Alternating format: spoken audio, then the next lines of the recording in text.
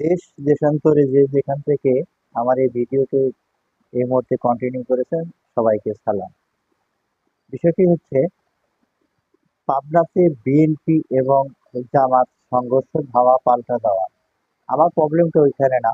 আমার সমস্যাটা যেখানে, সেটা হচ্ছে আহ, পবিত্র আল কোরআন, হাদিস কেন আগুনে পোড়ানো হলো।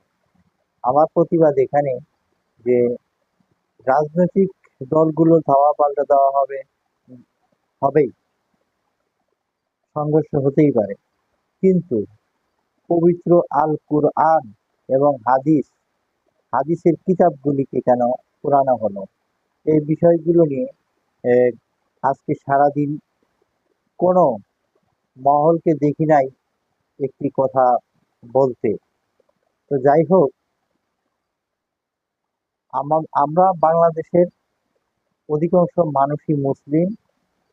আমরা জামাত, বিএনপি, আওয়ামী লীগ সহ বিভিন্ন জন বিভিন্ন দলের আওতায় থাকতে পারি, কিন্তু আমাদের ধর্ম ইসলাম। আমাদের পবিত্র গ্রন্থ হচ্ছে আল কুরআন, আমাদের রাসূলের হাদিস।